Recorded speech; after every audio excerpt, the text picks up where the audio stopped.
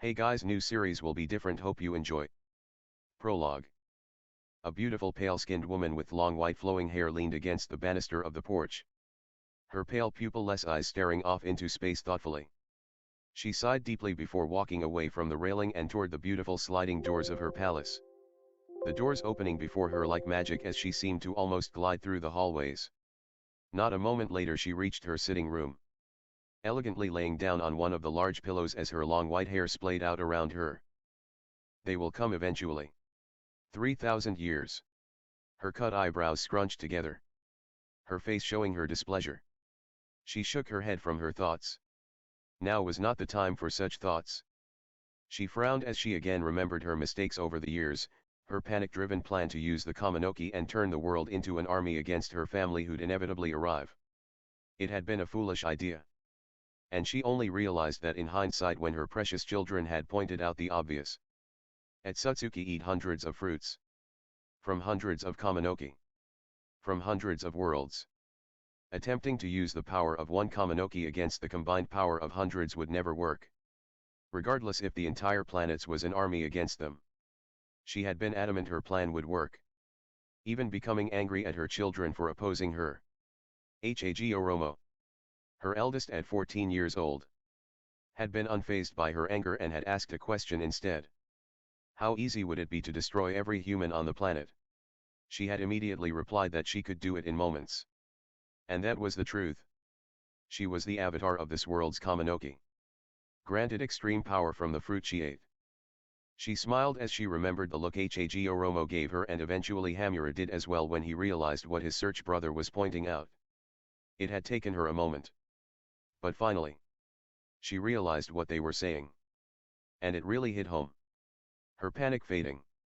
If she could destroy the entire race easily with one fruit, the strength of her family would obliterate the planet with ease. And the truth is, I do not wish the destruction of humans. They are a unique race. Full of emotions and love. Hope. Strength. She had seen many races in her travels with her family before she was too disgusted to continue and ran away across the galaxies. There is hate and pain in the world too. But there cannot be joy without pain, one cannot have light without darkness. Mother. May I come in? A voice sounded from the other side of the elegant doors. She smiled as she recognized the voice and the aura. Yes, she called out. Her voice angelic and soft. The door slid open. And 17-year-old Hamura Atsutsuki stepped in. Bowing to her.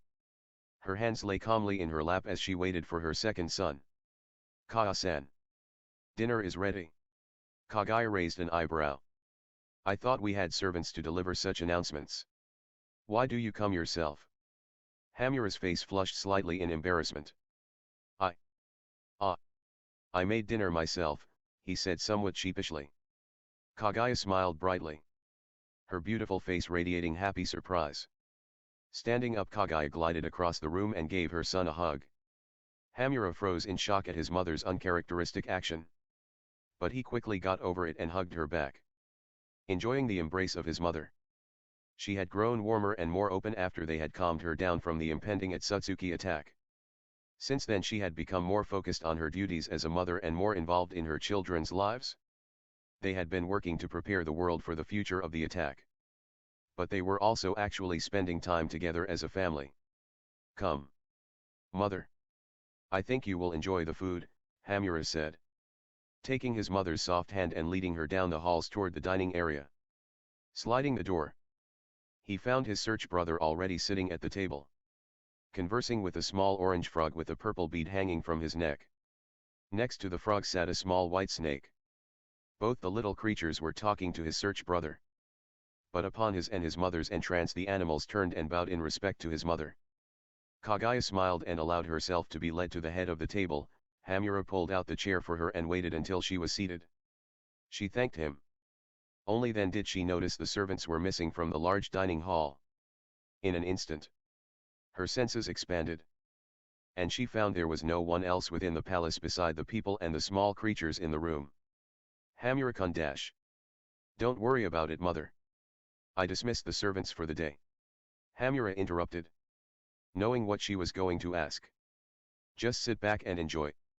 She smiled again, watching as her son turned and walked away to the kitchen area.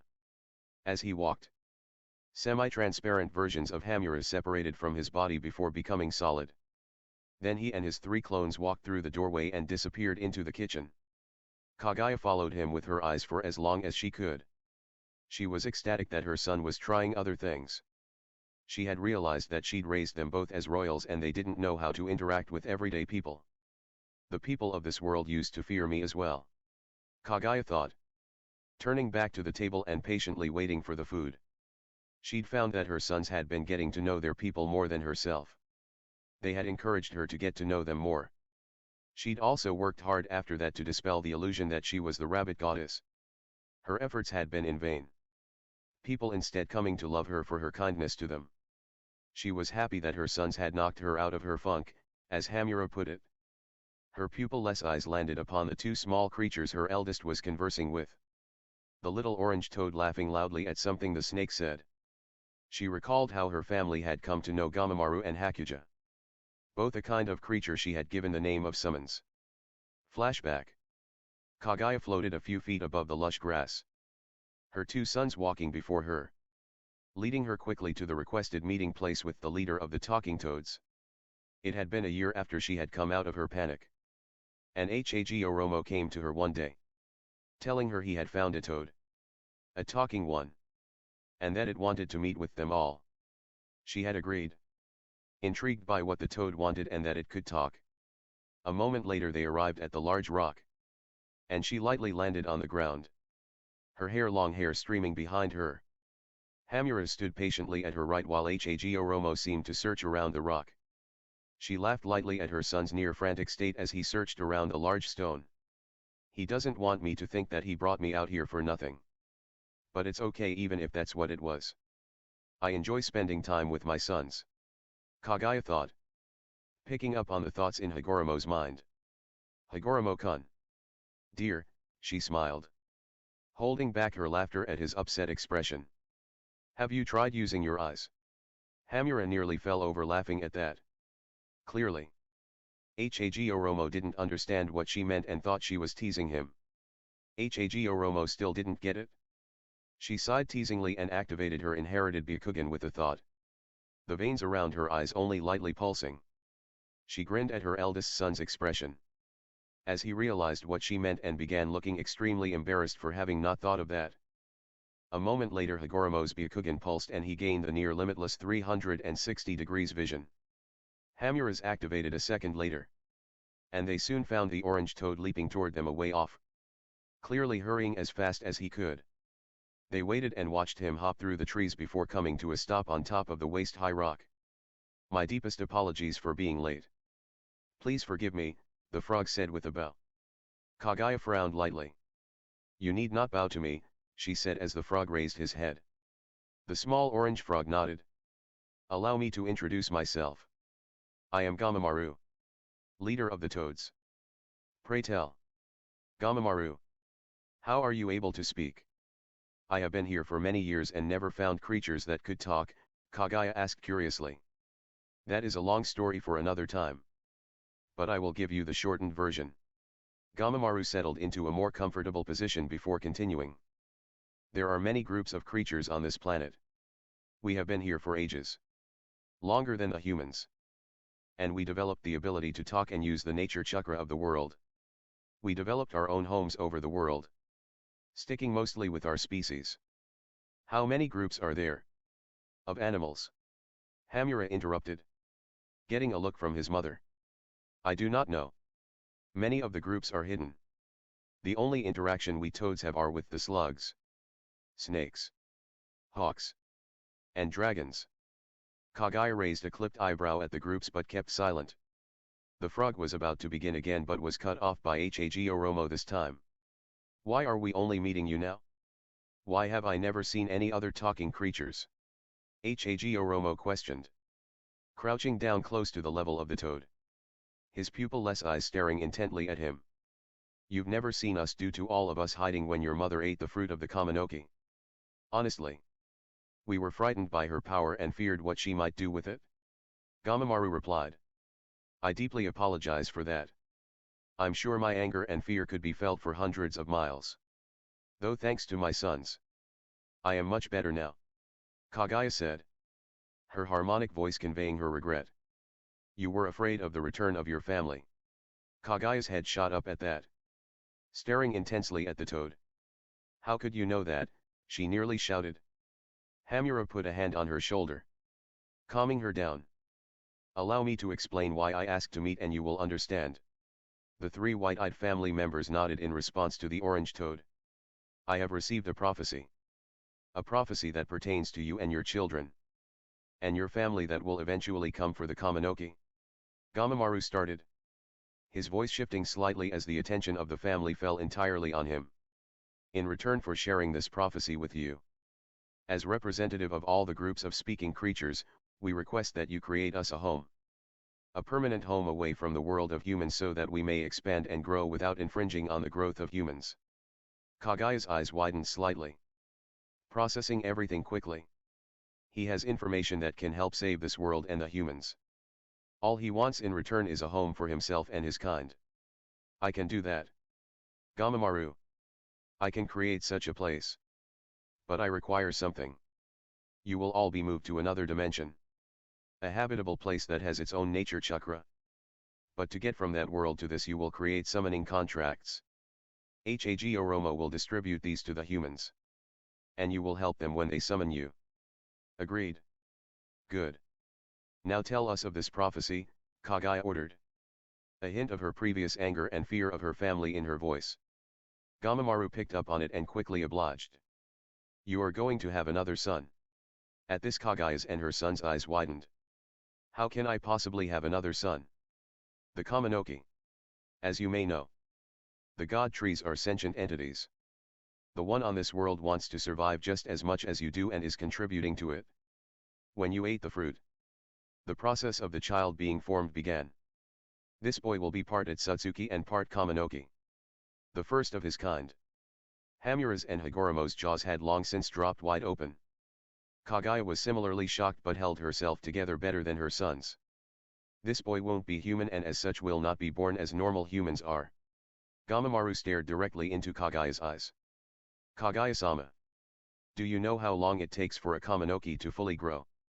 The pale woman's eyes widened as she realized what he was saying. High. Around 9 Jitos. Or around 6,000 human years. Gamamaru nodded his head. It won't take the boy that long to form. Around 3,000 years. The small toad sighed deeply. Kaguya-sama. His birth will kill you. Flashback end. Kaguya let her memories slip away as Hamura and his clones came in carrying plates of food and set them on the table before sitting beside her. She smiled and nodded at him, thanking him for the food. She daintily began eating. Her eyes somewhat glazed over as she thought. After that conversation, she had been faithful to her word. Using the Sasra copy will she had teleported all the groups that came to her into a habitable dimension, naming them summons and creating contracts that allowed her to summon them all if she wished. Hagoromo was in charge of handling them and all their needs as they built their homes in their new world. The small toad had found a massive mountain, named it Mount Miyaboku, and settled the entire toad clan there. Kaguya cringed as her stomach suddenly constricted. The creation of her son was more painful than with her previous sons. And she could feel the considerable drain on her yokai. She hadn't given birth yet. Usually, a human baby's birth start to finish took 9 months. But she had been impregnated with this child 19 years ago. Mother. It's happening again. Isn't it? Hamura questioned, the concern evident in his voice as he kneeled beside her. Hagoromo looked over along with the summons as she fought down the pain, sweat pouring down her forehead. I'm sorry, Hamura. But please take me to my room. Her voice was strained. And Hamura quickly nodded. She could feel her son's chakra flow out of him, picking her up gently and floating her through the house to her room. Hamura brought her a wet cloth a moment later and laid it against her forehead. I love you, mother. Don't ever forget that, Hamura said as he tenderly held her hand, concerned about her pained look. He didn't want his mother in pain. But she was determined to go through with this. even though it would eventually result in her death. Hamura frowned as he remembered hearing the prophecy. His search brother, who he would never meet, would be born soon, but not fully formed for thousands of years. He and Hagoromo would be long dead and gone. And he was sad he wouldn't be there to take care of his younger search brother. Hamura sighed as he remembered how things changed after the meeting of the summons. Gamamaru had told them that his brother's birth would kill his mother, but not end her power. Her power, without her alive to control it, would lay havoc to the planet. And if not stopped, could destroy it. Gamamaru said that he and Hagoromo would have to defeat his mother's power and seal it. But that if they succeeded, that the toad didn't know what would happen. In preparation for the coming battle, Hamura and his search brother had begun training intensely in the use of their powers. Their mother was their primary trainer, and the toads worked together to teach them senjutsu. Kaguya groaned in pain, her back arching as she battled down the pain. I love you too, my son. Don't worry. I'll be okay. No. You won't be okay. You're going to die. Hamura shouted at her, shaking in frustration with their situation. Hamura-kun. Dear. I have accepted the prophecy and my role in it. No. I don't want to leave you and your search brother. But I am proud of who you both have become. And I am confident that you will take care of each other. Kaguya stopped as she gripped the silk blankets tightly. Taking a deep breath, she gestured for Hamura to come closer. Pulling him into a hug, she said, "Thank you for your promise to take care of me after my death. I won't ever forget that, my son." Hamura began crying into her shoulder, holding her tightly as he cried. She rocked him back and forth slowly, comforting him. "I don't want to lose you, mother." Hamura sobbed. She pulled him closer to her. "Be strong, my son. Take care of the humans for me. Please." Hamura nodded, pulling away and rubbing his eyes. "Thank you for dinner. Hamura-kun. I'm sorry for not being able to finish it." "Don't fret about it, mother. I understand," he replied with a small smile. 3 years later, a young man walked into an elegantly decorated room. On the vast, lavish bed lay a woman, her skin white and her eyes pupil-less. On each side of her head were 2 brownish horns. "I'm here, mother," the young man said worriedly as he noticed the strain in his mother's neck and the sweat pouring down her face. "Where is Hamura-kun?" she questioned, her voice strained and quiet. She suddenly tensed and thrashed against the bed. The young man quickly rushed to his mother's side and tried to comfort her. "All the preparations are finished, Kaa-san," Hamura said as he quickly rushed into the room to the other side of his mother's bed. Placing his hand on her hot forehead, he tried to relieve the pain. "Listen to me, my sons.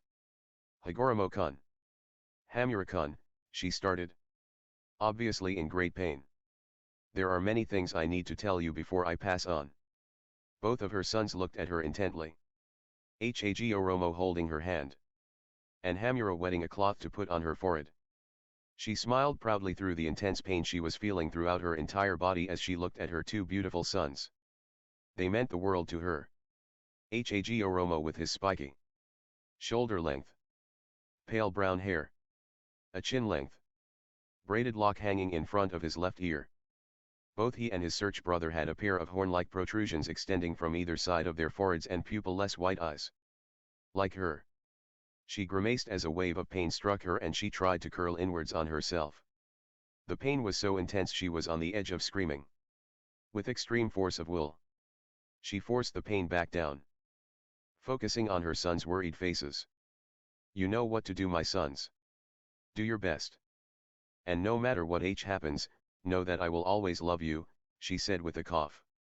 Hamura placed a cold, wet cloth on her forehead and she moaned at the slight relief it provided. "Don't worry, mother. We will not fail," Hagoromo said firmly, though his eyes began to water. Though his precious mother was in constant pain, with all the power he had, he could do nothing to help her. And he hated it. The pain she usually felt had become extreme a week ago. She had handled it exceptionally well. but the pain had gotten progressively worse to the point she was forced to stay in bed. He and his search brother along with the slug summons had done their best to relieve the pain. Hagoromo-kun. Complete your dream. Spread ninja to the world. She clutched her son's hands tighter as another wave of pain hit her. Hamura-kun. Don't waste your entire life just protecting my body. I want you to be happy and have a family. 2. Kaguya smiled at the disgusted expression on Hamura's face. He had formerly been determined to never get married. But she'd talked him out of it. Do not worry about me. My sons. I haven't told you this. But the Kaminoki has promised to look after me. I'm not going to suffer. She suddenly screamed and buckled on the bed. Her hair flying randomly as she felt like she was splitting from the inside. A massive release of chakra exploded from her as she buckled in labor pain and started rising off the bed as she gave birth to her formless third son. Hamura and Hagoromo tried to hold her down. And Hamura attempted to heal her with a medical ninju. But it had no effect. She was nearly drained of chakra. And her life was fading rapidly. Panting hard. She controlled her breathing. Pushing the pain back with tremendous effort. She still had things to say to her children. He is born. I will soon die. And the Jubi will break free. It will attack you. Using my body. To reclaim its chakra. She bit her lip and balled her fists together. Her fingernails digging into her palms drawing blood. Eventually. The wave of pain passed. And she panted. I have faith in you. My sons. You have trained hard. And you are both strong. Looking into their eyes.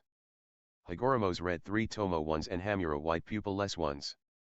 She could see the determination in their eyes. They would fulfill their mother's wishes. She smiled at her sons. A smile full of motherly love and affection. Prepare the world for my family's arrival. Lead the humans. I hope that they will not descend into war. She abruptly coughed blood. It stained her robes and flowed down her chin. Both of her sons rushed closer to her as they tried frantically to help her. He will defend us all from the Itsutsuki murderers. He shall save us all and lead us to a bright future. His name will be Naruto. She paused for a moment and brought her shaking and sweat-covered palms together. With my last breath, I create my fourth and last son and bring him into reality.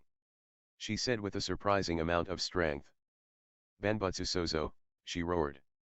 The last of her chakra flaring wildly around her. Forcing her two sons to back up quickly as she poured her yokai and remaining strength into this ultimate jutsu. Hamura's and Hagoromo's shock was evident on their faces. She had said nothing about doing this. She slowly pulled her hands apart. Shaking violently. Hamura and his search brother watched in amazement as a black blob with two glowing yellow spots that looked like eyes formed between her hands. Suddenly Kaguya let loose a scream and fell back against the pillows. Her skin became whiter. And she slowly started losing all color. Her body reforming into a white ball shape on the bed. Go. Run. She is turning into the Jubi. The black blob shouted suddenly. Knocking the brothers out of their shock. The black blob shot across the ground and up Hagoromo's cloak into his sleeve. The brothers quickly rushed out of the palace to the forces they had prepared outside for this. Gamamaru and all toads that could fight surrounded the house. Arrayed by size from small to massive. They waited. With them were massive slugs. Snakes. And 3 Genryu. The earth. Water. And lightning dragons. So it has begun, Gamamaru said sagely from the top of a giant battletoad. His webbed hands together in a seal. All the creatures tensed and observed the vast palace. Hagoromo's black shakujo forming in his hands and his eyes evolving into the Mangekyo Sharinan. Hagoromo was startled when he felt a massive boost of power to his side. Turning. He was surprised to see his search brother wrapped in light blue flames. 5 truth-seeking balls floating behind as he lightly levitated off the ground. Oh ho ho. Been hiding something? Little search brother. Hagoromo questioned. The darkish blue ribcage of his Susanoo forming around him. Can't let you have all the fun. Can I? Brother. Hagoromo chuckled before returning his sharp gaze to the palace. A moment later the earth shook violently. The roof of the palace was thrown into the air and from the dust rose a giant. earthen-colored humanoid which looked to be decaying. The massive body seemed to be wearing a robe and had many spike-like protrusions on its back. "May the Kaminoki watch over us," Hamura shouted as he and his search brother led the charge against the giant creature. The being that was once their mother rose up to its full height, towering over all except the largest summons, releasing a massive roar. "That is the Jubi's first form. The only way you are going to defeat it is if you seal it." The black blob spoke from within Hagoromo's sleeve. "Understood. If you are able to contribute to this battle, little search brother, then do. Otherwise stay safe," Hagoromo replied as he jumped up into the air and released an 8-story tall fireball at the beast. What followed was a truly massive battle, leveling all the nearby land for miles and forming mountains, lakes, and oceans. The battle raged for 7 full days. Many summons were injured, and Hamura almost died, which resulted in the awakening of Hagoromo's Rinnegan. Eventually the beast was defeated and sealed within Hagoromo as planned. Afterward, the husk of the monster was sealed inside a massive celestial planet that Hagoromo created using his Rinnegan. While they didn't know how the battle would end, Hamura had planned to take the body and bury it, building a temple above it. Hamura instead created a livable atmosphere on the moon with his Tensagen and decided he would live there with his family. He promised to watch over the earth on the newly christened moon, planning to create a race of pure Otsutsuki who would watch over the Gadumazo, and wait for the inevitable invasion of the Otsutsuki from space. Hagoromo and Zetsu agreed to this plan. 80 years later, everyone, Hagoromo started. He was cut off as he fought back a cough. Laying on an elegant bed, his left eye was yellow and the left side of his body black. Zetsu had formed over Hagoromo and was pushing chakra into him to keep his search brother alive so that he could deliver his final message to his children. Hagoromo was now old and failing rapidly, and it showed on his pallid features as he burned with a fever and sweat relentlessly. The 9 Baijuyo that Hagoromo had created from the chakra of his mother, along with Hamura, Hagoromo's search brother, were around his bed. The tailed beasts, about the size of large dogs, looked on, concerned for Hagoromo, the legendary sage of 6 paths. "I am not long for this world. I have one final request for you all," Hagoromo said weakly, his one visible Rinnegan gazing over everyone present. "What is it?" "Otusama," Saiken asked in her naturally bubbly tone, but concern and sadness were apparent in her voice. "I was given a prophecy, and I wish to share it with you all before I go to the Johto, Pure Land. Come closer." Hitomi and her siblings walked closer to their father's bed, and the Gobi hopped on the foot of the bed so that Saiken could get closer. Hamura switched out the wet cloth on his search brother's forehead. Standing next to the head of the bed on the left, on the right side were Hagoromo's 2 sons, Indra and Azura, who watched silently, having already talked to their father. "My mother had 4 children, Hagoromo said, confusing the Baijuyo present greatly. "Didn't Kaguya-san only have 3 sons? Her third son, Naruto, is the child of her and the Kaminoki. His birth killed my mother. But we knew that it would. Because he is the son of the Kaminoki. It will take him thousands of years to form. My children, all of you and Zetsu are immortal. And I want you to watch for my search brother. Find him. Care for him and train him, for he will protect us against the arrival of the Otsutsuki. Do this for me. My children," Hagoromo requested, his rippled eye staring at them all. "Hyota-san," the 9-tailed beasts said in unison, lowering their heads in respect to their father. Hagoromo smiled weakly at them, then broke out into a coughing fit. "Wait for him. For he shall take care of you. My children. Good luck," Hagoromo said quietly before his one visible eye closed and his body relaxed. "He has gone to the Johto, Pure Land," Zetsu said as he slid off his search brother's body into a blob on the bed. "Junsuna Takatahi wa o Mitsukuru Koto ga Dekame Soka, may you find peace in the Pure Land," everyone there said in unison. The traditional phrase to say to those who have passed on. Chapter 1, Bloody White Sands. A small boy walked down the sandy streets of Sunagakure. The buildings made of earth towering over him. blocking the moon and making the shadowy alleyways even darker. The child was unfazed by this. Being used to the gloom, he continued calmly walking. He was around 6 years old. Had shaggy longish white hair, pale skin, and 2 small horns coming out of his forehead. One on each side of his forehead. The boy was wearing light brown deteriorating rags as clothing, covered in dust and sand. White, pale pupil-less eyes took in his surroundings as he left the alleyway. He was searching for food once again. It had been a while since he last ate. He came upon the market of the village not long later. The smell of fresh food leading him. Upon entering the area, they immediately spotted him. "It's the Shiroyo and I, white demon. Get him!" one villager yelled, pointing at him. The young boy frowned, watching as some braver villagers rushed toward him while the majority backed away in fear. The white-haired child stared emotionlessly at the villagers as they approached him, not trying to run. As the villagers got close enough to hit him, brandishing knives and kunai, dark brown vines covered in leaves burst violently out of the surrounding ground. The vines extended menacingly. Swinging through the air, they wrapped themselves around the villagers tightly, squeezing them slowly and painfully. Let me go. You damn demon!"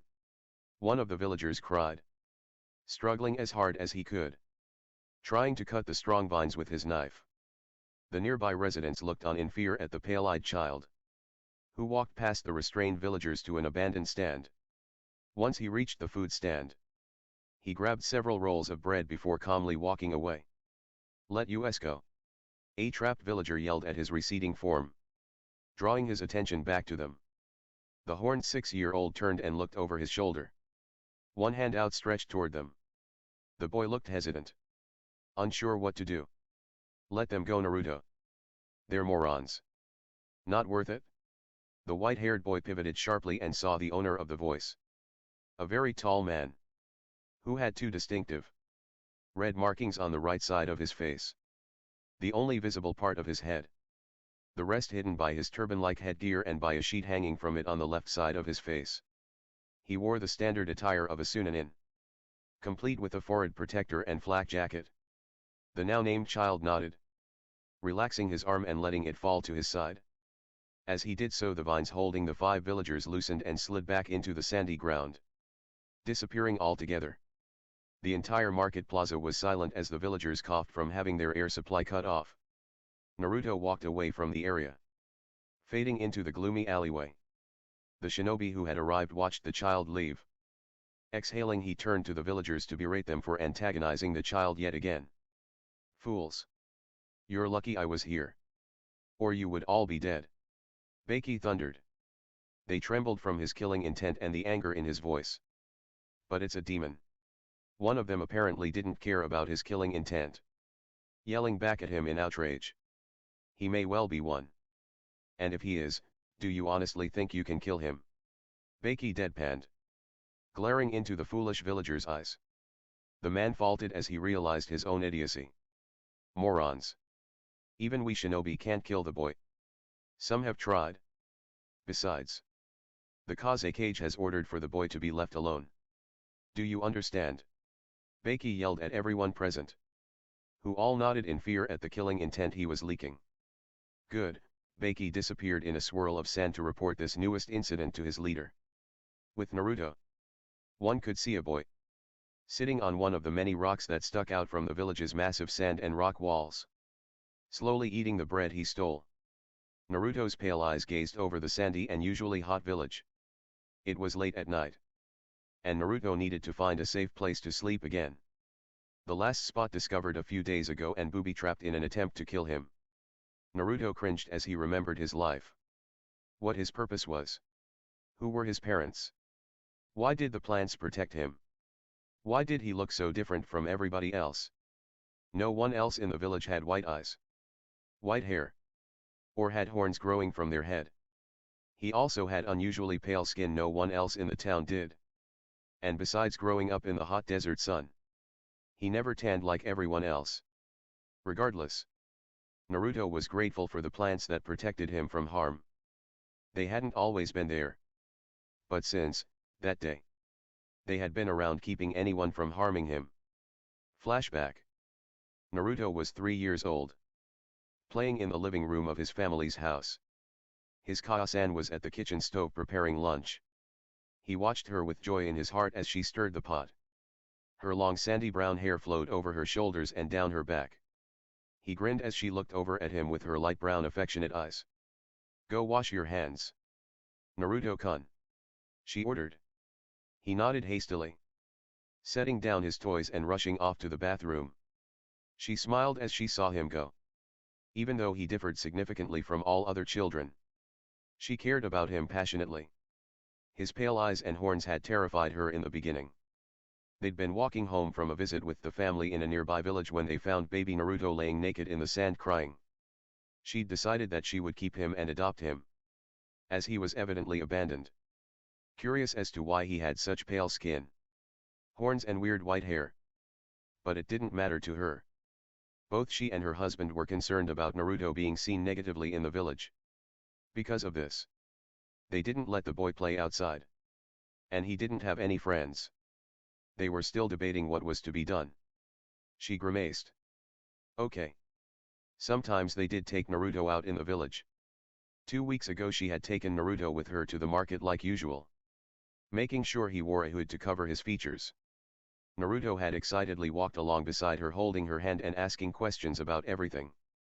It had surprised them when he could talk, read, and write from a young age. As they walked down the market area to get food, a boy ran past them, possibly to his mother with something he wanted to buy, and tumbled into Naruto, knocking him over and his hood slipped off. Everyone nearby had frozen as they took in Naruto's strange features. The horns, and white eyes, the uncharacteristic pale skin. She had swiftly put his hood back on and left the square, dashing home. Since then she hadn't taken Naruto back out. But rumors about how he was a demon and evil moved about the village. She was frightened for her boy. But as long as she kept him inside he should be safe. "I'm done, Kaguya-san," Naruto called as he rushed down the hall to the dining table and hopped into his seat. His pupil-less pale eyes showed his joy at getting to eat. And she chuckled at his ecstatic expression. "He's always loved eating," she mused with a smile. "Here you go, Naruto-kun. Eat up. Tio-san should be home soon," she said, putting a plate of food in front of him that he dug into with gusto. She sat down in her own seat and began eating. A couple of moments later there was a loud crash at the front door and indistinct yelling. "Stay here, Naruto," Miyabe ordered sternly, getting up and moving to the door. As she got closer, she could make out what was being said. "Let us in. We know the demons in there," someone yelled in anger loudly. She heard another pounding sound. "No. Go away." Her eyes widened as she heard her husband respond. Shooting to the door she opened it. She could see her husband's back and 4 angry villagers brandishing weapons standing on their doorstep. Opening the door had been the wrong thing to do. For as soon as she did, the foremost villager punched her husband in the face, knocking him into her and both of them onto the ground. "Let's go, boys," one cheered as they filed into the house. Miyabe tried to stop them but received a kick to the face. "Kaguya-san," Naruto's distraught voice cried out. She looked up at the entrance to the living room and saw Naruto standing there, eyes wide in fear and shock. "Run, Naruto!" She yelled at him, but it was too late. One villager grabbed the boy and hurled him into a wall. "Kill the demon!" one shouted as he stabbed a knife into the child. Oyakawa was dazed from the punch but fought through it when he heard Naruto's scream. Getting to his feet he rushed the men, leaping and tackling the one who'd stabbed his son. He noticed from his close proximity that they were all drunk. "What the dash?" the man yelled before his head struck the floor. "Hey! How fucking dare you?" one man yelled. Swinging his short sword he sliced into Oyakawa's back, who released a yell in pain. The adrenaline still pumping through him to defend his son, he jumped back up, ignoring the pain, and leaped at the man. It was the wrong move. The drunk man moved the sword between them and Oyakawa impaled himself on the sword. "Tio-san! No! Naruto cried as his father coughed up a ton of blood. The man who had stabbed him grinned and punched his father away before turning to Miyabe, who was shaking uncontrollably. Naruto tried to crawl to his father. his mind not realizing what was happening. The pain in his arm making it hard to think and move. Naruto. Naruto turned his head and saw his mother over him. His blank eyes didn't understand what he was seeing for a frozen moment in time. Time seemed to resume as his mother coughed up blood onto his face. It was only then that Naruto processed the sharp metal edge coming from his mother's chest. It was only then that Naruto saw the maniacal grin of the man behind his mother, holding the handle of the sword. Ha ha ha ha ha. This is what you get for caring for a demon. The man laughed. The two of the other men laughed with him, while the last one thought this maybe wasn't a good idea. He suddenly realized they just committed murder. Kaguya-san. Naruto's eyes were wide and his body frozen in shock. Miyabe smiled sadly at him. Fighting to stay alive. Protecting Naruto with her body. Run Naruto-kun and remember I will always love you. She whispered. The light leaving her eyes before she collapsed onto of Naruto. Naruto was frozen in shock. The blood on his face sliding down into his clothes. Time to kill the demon. The man with the sword cried. Sliding the sword out of his mother with a sickening noise and kicking her dead, lifeless body aside. Naruto's mind shut down. Unable to process all of this in his albeit intelligent but still 3-year-old mind. He did nothing. Frozen in shock as they approached him and beat him. Stabbing him and cutting his skin deeply. They enjoyed his screams. Dragging their weapons through his skin. Naruto curled up into a ball as they took to kicking him repeatedly. Suddenly they stopped. The pain dulled and faded away. He could feel someone. Their sorrow.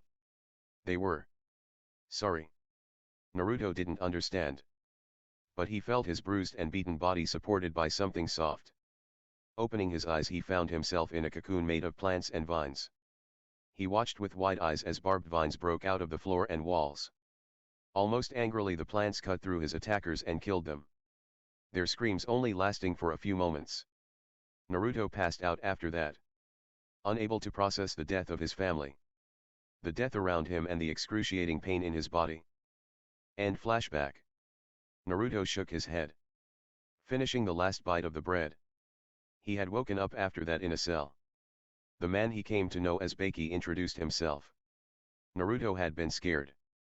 And the plants had responded to his fear. His want to escape.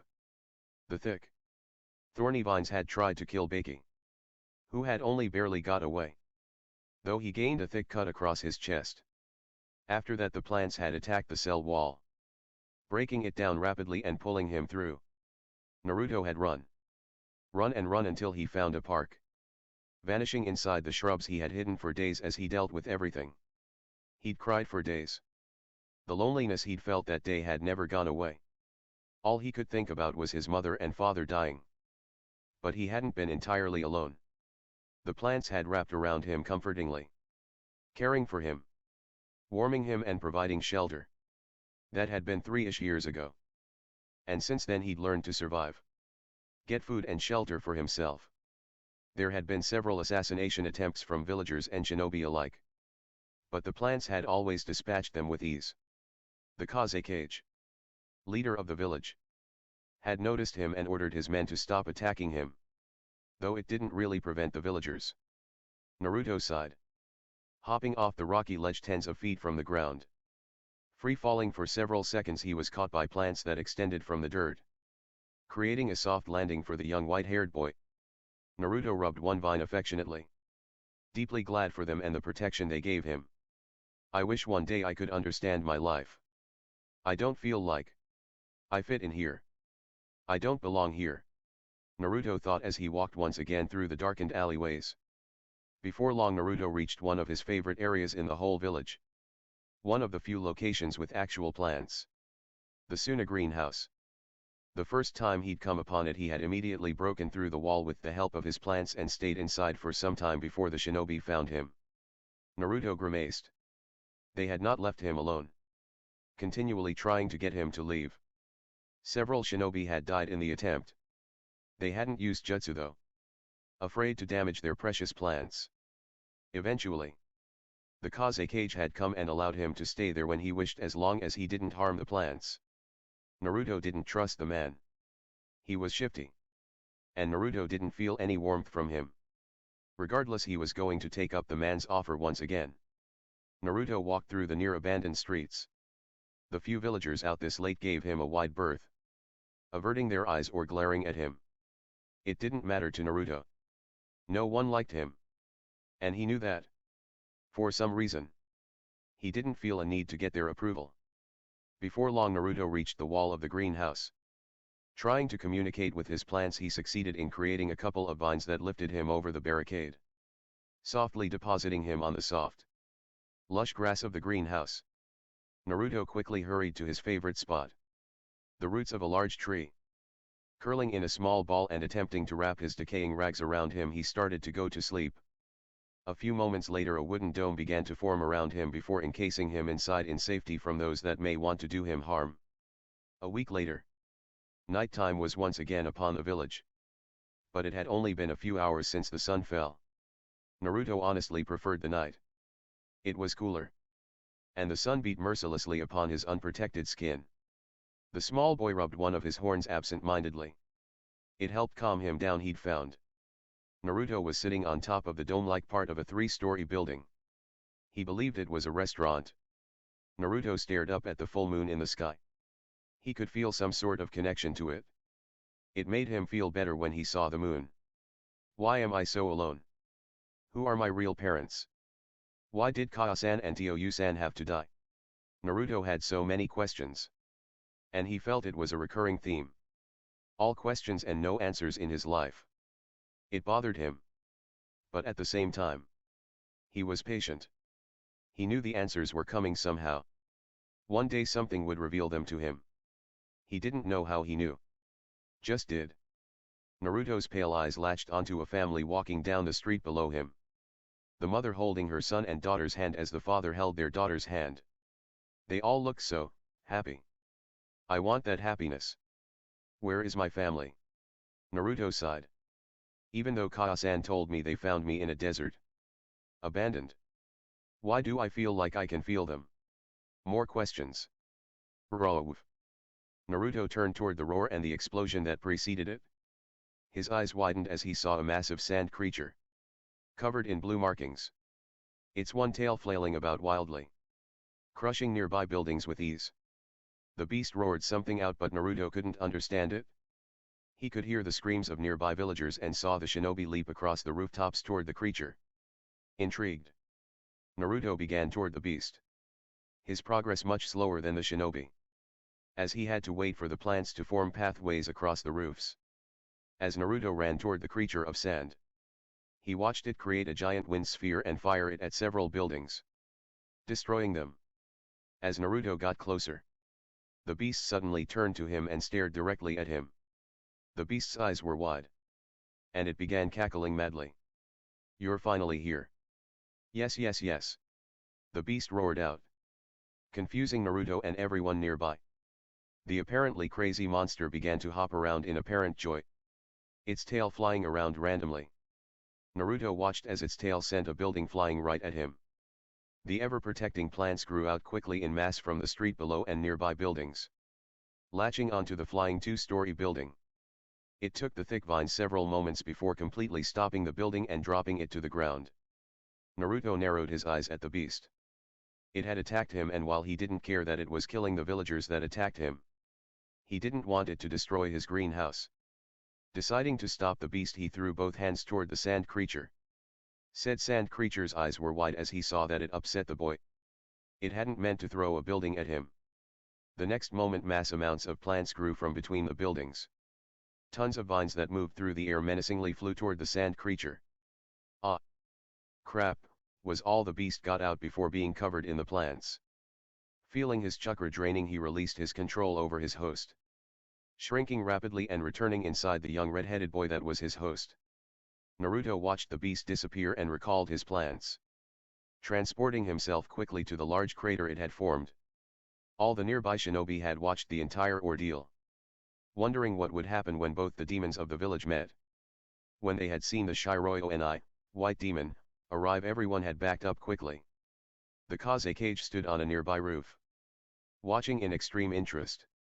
He wouldn't stop the white-haired child if he were to kill his son, something that he was already attempting to do. The pale-eyed boy would actually be doing him a favor. As such, he ordered his men to stay back, knowing if he sent them in, Naruto would most likely kill them anyway. To be honest, I'm not particularly interested in fighting the kid anyway. He doesn't kill anyone as long as no one bothers him, and he is a valuable asset to my village. The Kazekage mused. He hoped to someday control the child and make him a shinobi. With Naruto, he had just reached the red-headed boy, who had black outlines around his eyes. Naruto tilted his head as he watched the boy wake up, his hair shifting, and Naruto noticed the kanji for love on his forehead. The red-headed boy apparently noticed him, his eyes open in shock. It surprised Naruto as sand rose around the boy menacingly before flying toward him. Naruto didn't move, and he wouldn't have been able to dodge fast enough either. Before the sand reached him, a large tree branch that shot out of the ground swatted away it. Naruto narrowed his eyes at the boy, realizing he was the same age as him. It annoyed Naruto that he had attacked him. But maybe he will be my friend. He's like me. Naruto couldn't explain it, but he felt familiar with the child. What is your name? Naruto asked, the plants receding as the sand did. Gaara. Why does mother want me to trust you? Who are you? Gaara asked, shakily getting to his feet and looking back at the strange boy with horns. Naruto's face showed his confusion. Who is mother? And I am Naruto. Mother is inside my head. She protects me from the people who try to kill me. Gaara stated, color starting to come back into his face. Do you want to be friends? You are like me. I don't know how, but you just are. I feel like I know you. Naruto trailed off, staring into Gaara's eyes. Friends? Gaara asked in shock, the restless sand around him finally settling down. Yeah. Naruto said brightly, walking toward Gaara. Scared of the boy, he backed up. But what astonished him was how the sand didn't attack Naruto. It seemed to even move out of his way. Trust him, Gaara. He will help you. He will be your friend. You don't have to be alone anymore. A voice reverberated in Gaara's head. Mother. Naruto reached out his hand, patiently standing in front of the red-headed boy. Gaara stared at him for a moment before shakily lifting his. And they shook hands. I don't know what being friends means, but I'm sure I can learn, Gaara stated as they both observed each other. A small smile on both their faces. Gaara could feel a connection to Naruto. He couldn't describe it, but he somehow knew he'd found someone who would be his friend. Someone he could trust. I don't know either. I've never had one. But let's learn together, Gaara. Naruto said with a growing smile. Within Gaara's seal, the Tanuki grinned. He's finally here. Am I the first one to find him? I'm awesome. He laughed happily, finally. His Aji-san had arrived. I should stop torturing my host. I don't want to escape now. In the real world, Gaara and Naruto were walking together away from the crater. Gaara was leading Naruto to his house, and Naruto was saying that he didn't have to. That he was okay.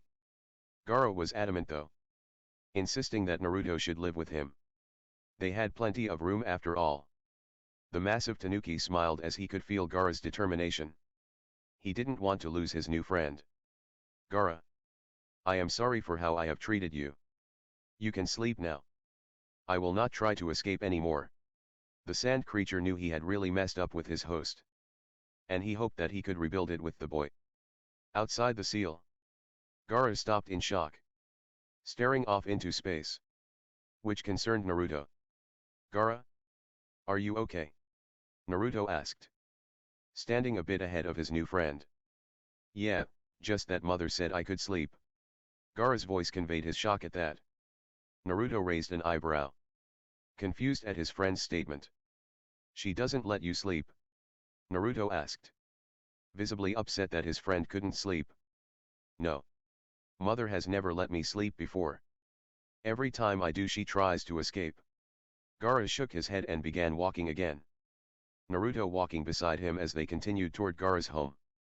Doesn't sound like a very kind mother to me, Naruto muttered. But Gaara heard him and nodded. Within Gaara's mindscape, the Tanuki cringed. He had a lot to rebuild with the boy. I'm sorry.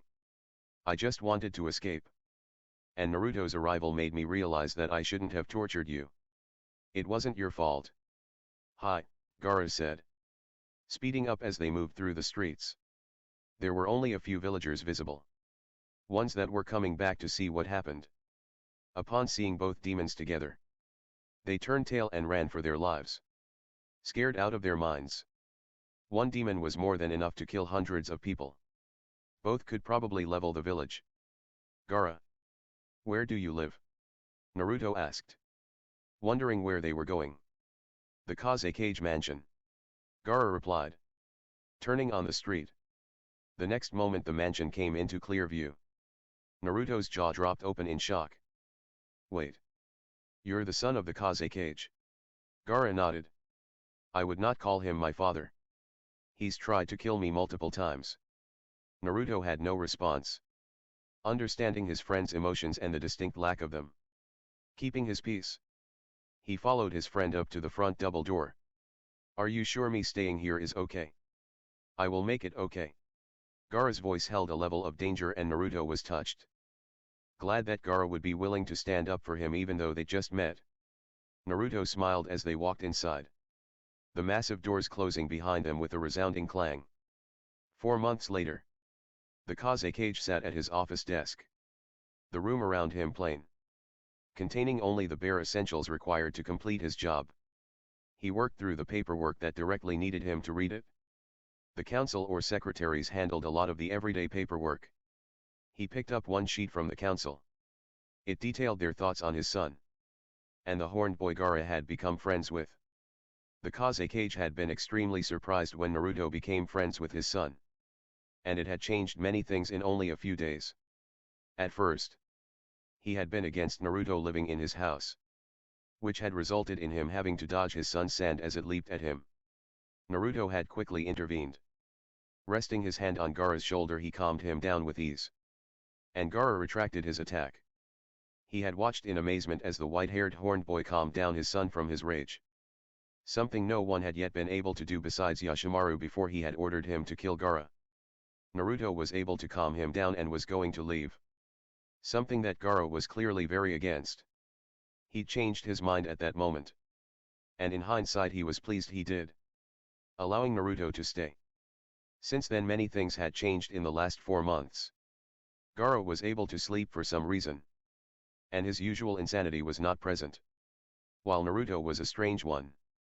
He found him to be very intelligent and observant. Though Naruto clearly didn't like him for his attacks on his son. Temari and Kankuro, his 2 other children, had been deathly afraid of Naruto in the beginning. Flat out avoiding him as much as possible. Temari had told him that she was scared of Naruto.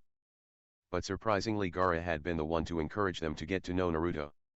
They were all slowly becoming friends.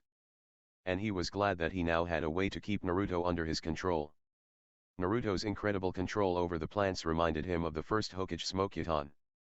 But different. And he had a sneaking suspicion of why Naruto's eyes were pupil-less. Shaking his head he turned his attention back to the sheet in his hand. The council had suggested that Naruto, once he was old enough, be entered in the academy along with his children. It also expressed their confusion at what exactly Naruto was. But they had mostly agreed that it didn't really matter as long as they could harness Naruto's power for the village. The Sand Village was after all one of the weakest of the Great Five.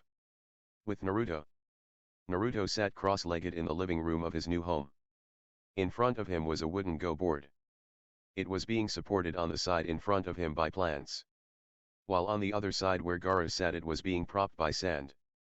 Naruto had come up with this game of sorts for them as it taught them both strategy and control of their abilities. They wouldn't actually touch the pieces on the board and would instead try to use their respective powers to move the pieces on a tiny area without breaking the board. Interesting move, Naruto commented in his usual calm near melodic voice. He manipulated a plant vine to wrap around a piece before moving it to retaliate to his friend's strategy. Naruto himself wasn't entirely sure why he'd come up with such a tedious way for them both to play. He felt this need to get stronger and train. That he was going to need power in the future. I can feel the answers coming. They are getting close. Naruto thought. On the nearby couch sat Gaara's two siblings. Temari was oblivious to the world, buried deep within the scroll on wind that she was reading. Kankuro, on the other hand, was watching them both with deep interest. Mainly Naruto. Kankuro had been extremely afraid of Naruto in the beginning, seeing that Naruto's powers were eerily similar to his younger brother's sand defense. But he had come to like Naruto, and they got along pretty well. Kankuro, being older, had begun teaching both of them how to throw shuriken. I have to thank Naruto again for becoming friends with Gaara. Since he did, I have actually been able to have a relationship with my brother. Kankuro thought, watching as the two boys concentrated on their board game. Naruto looked very different from how he did when they first met him. He had moderately shaggy white hair, which was somewhat long. His bangs were short and hung to the left side of his face, with a chin-length lock which hung from the right side of his face. And his two horns parted his hair somewhat. Naruto's pale eyes had creeped him out in the beginning, but he'd gotten over it. Naruto also had ashen skin which never tanned no matter how much sun he got. He has the hairstyle of Hamura at Satsuki and Tonari at Satsuki combined, but still the same facial structure as Naruto, minus whisker marks. Naruto's clothes had also changed from the rags that he had worn 4 months ago. Gaara had insisted that Naruto wear proper clothes. Naruto had nothing wrong with that. And both had gone shopping, taking a good deal of money with them from the house the second day after Naruto came to the mansion.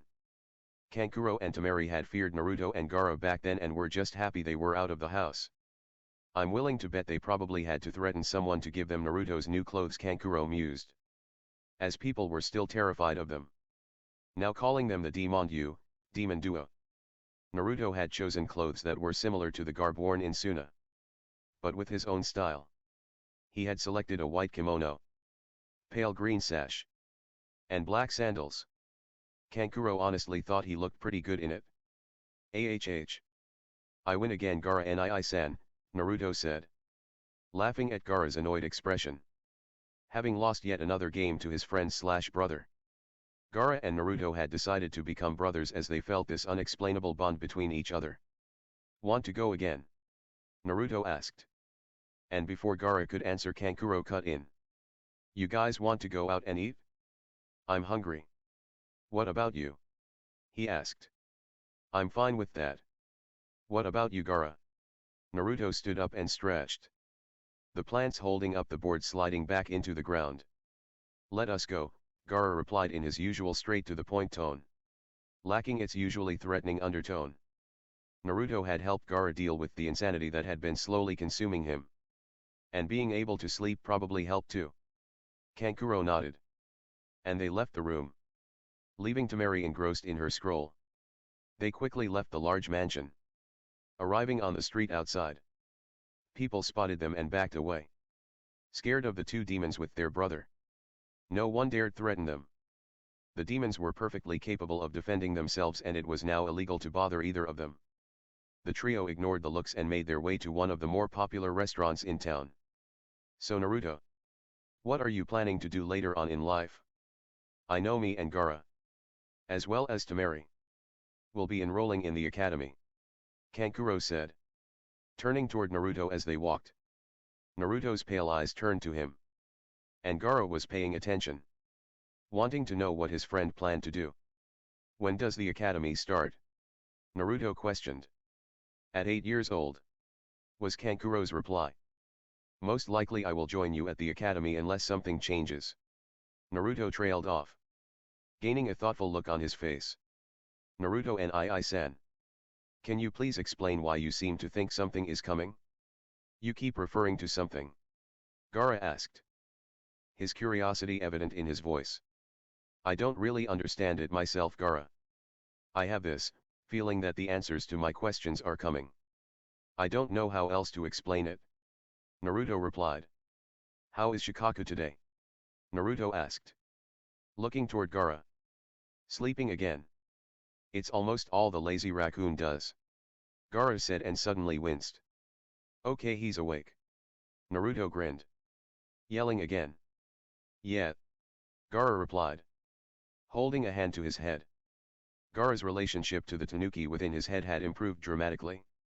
Shikaku had pulled him into his head a week after meeting Naruto and introduced himself, apologizing for trying to break out all the time and torturing him.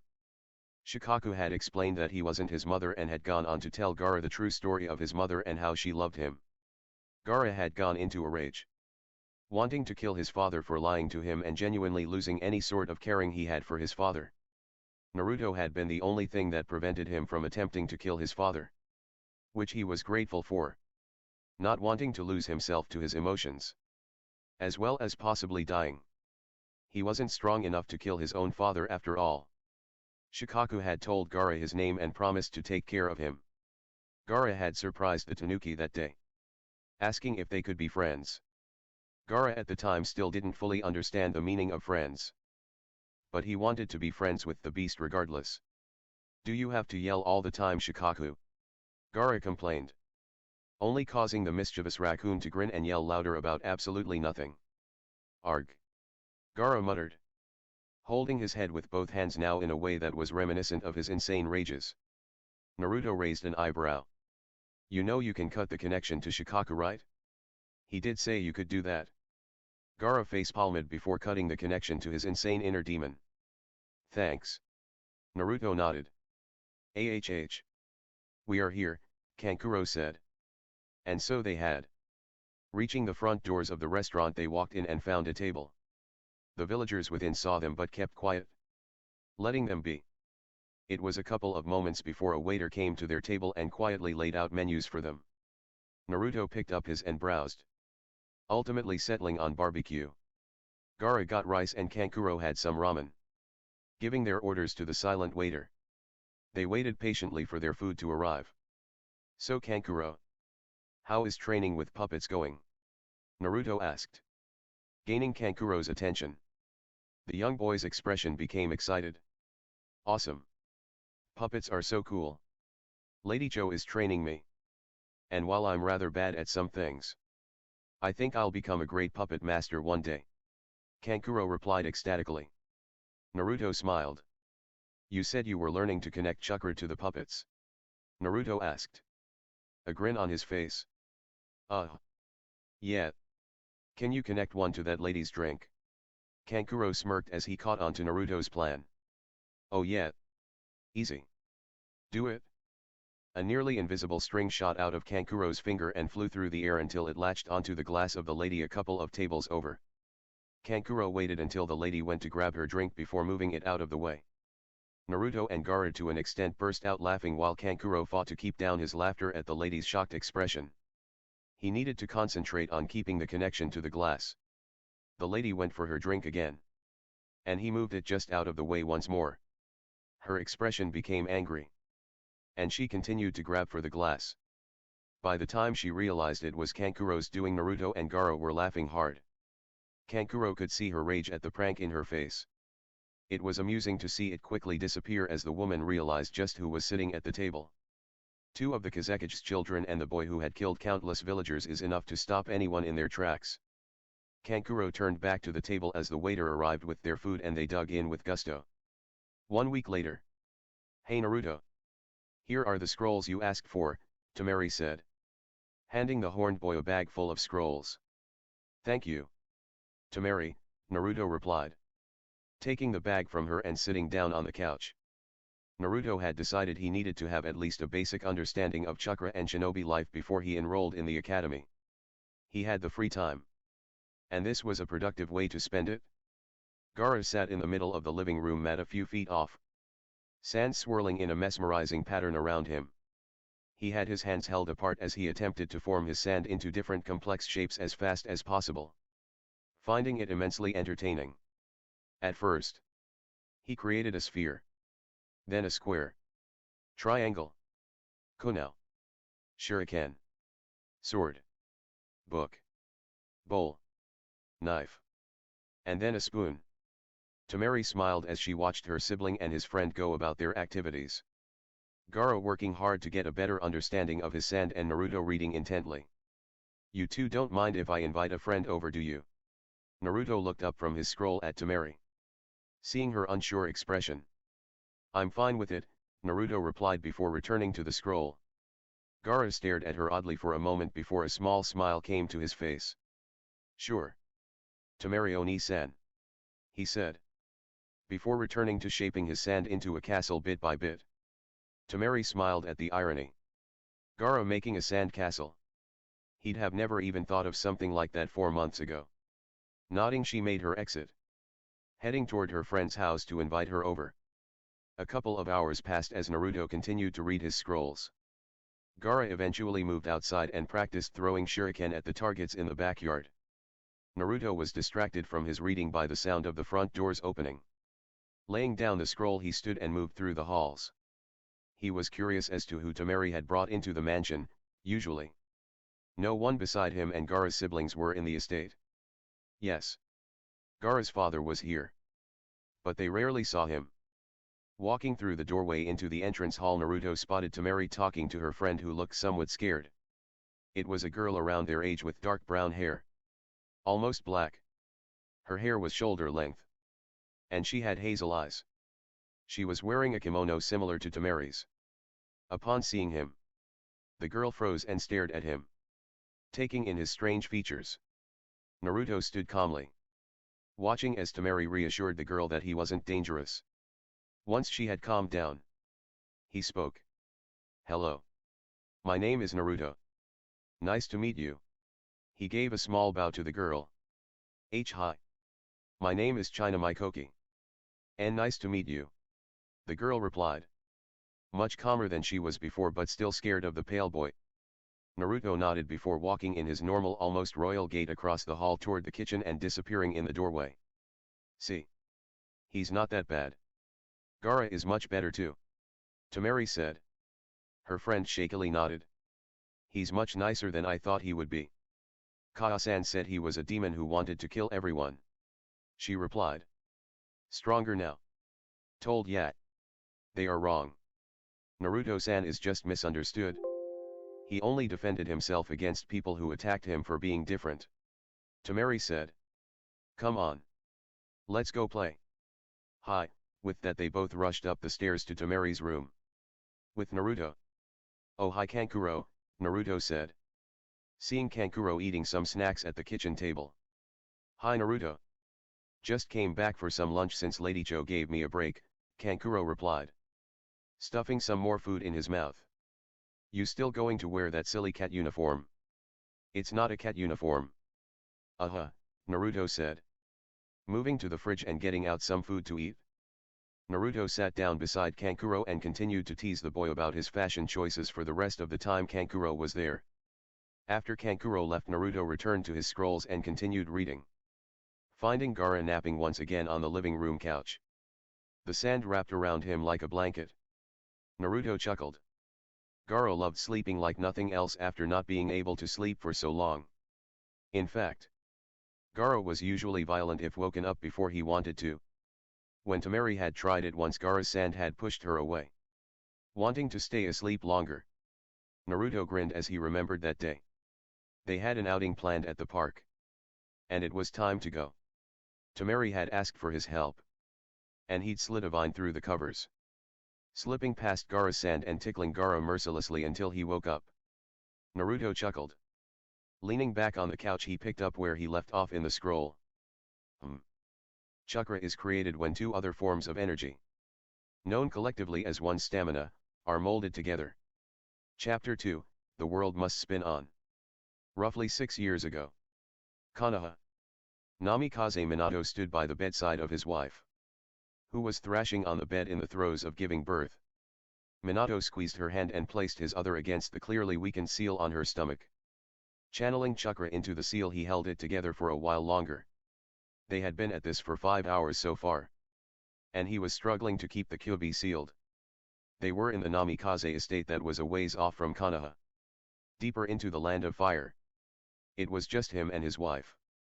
Uzumaki Kusina here in the building, which was a large 3-story compound, looking like a smaller feudal lord home.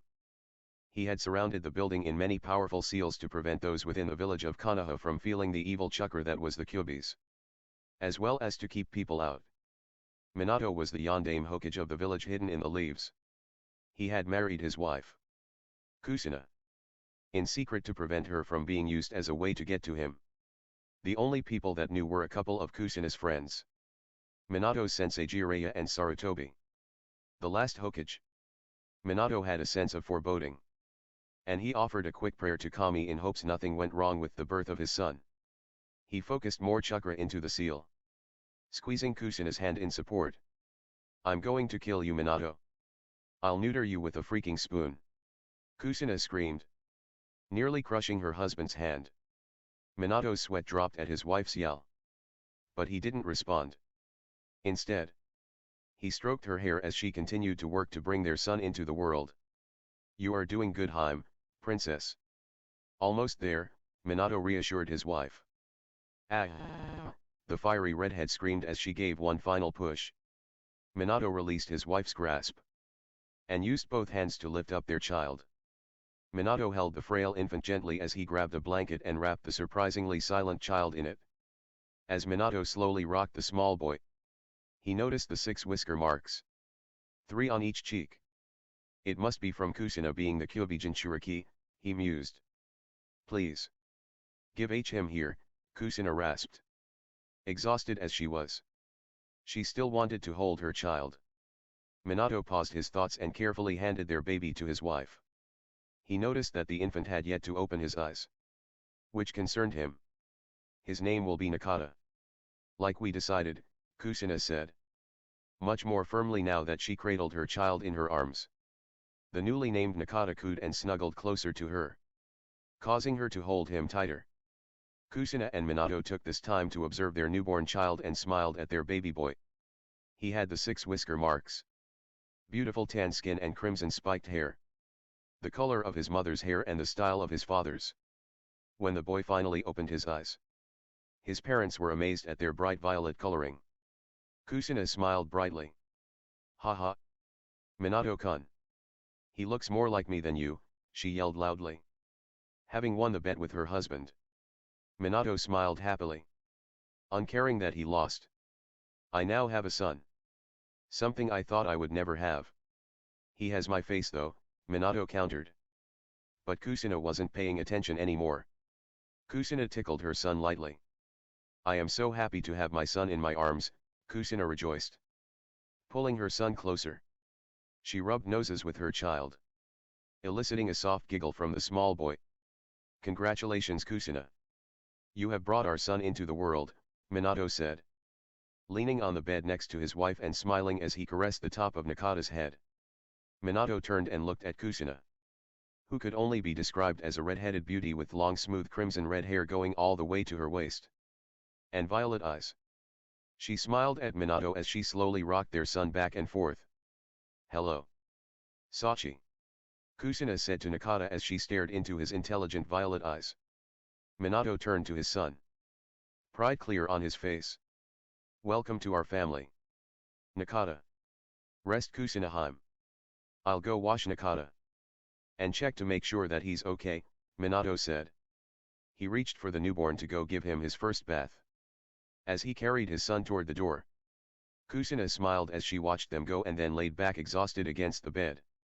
The fiery redhead stared up at the ceiling, a peaceful, delighted smile on her face. Things had been rough up to this point in her life, but she finally had the family she had always wanted. Her precious Nakata was here in the world, and she would take care of him. "He will not have to go through the suffering I had to in my life," she thought with determination. The memories coming back to her. She didn't remember as much as she'd like about her family. The Uzumakis. She was sent to Konoha to be the new Jinchuriki as Mito got older. Her clan had been wiped out a couple of years after her coming to the village hidden in the leaves, and she was still afraid she was the only one left. She had felt so alone those days. The last of her clan. She'd been kidnapped by Iwa Jounin one night. Apparently, they wanted to learn the secrets to the Uzumaki's incredible life force. Minato had rescued her, and that had been the beginning of their relationship many years ago, though it was kept secret for her safety. "I finally have my son. And he looks so much like me. I'm so gonna spoil him. Going to buy him treats and toys," Kusuna thought happily, slowly relaxing her tensed muscles.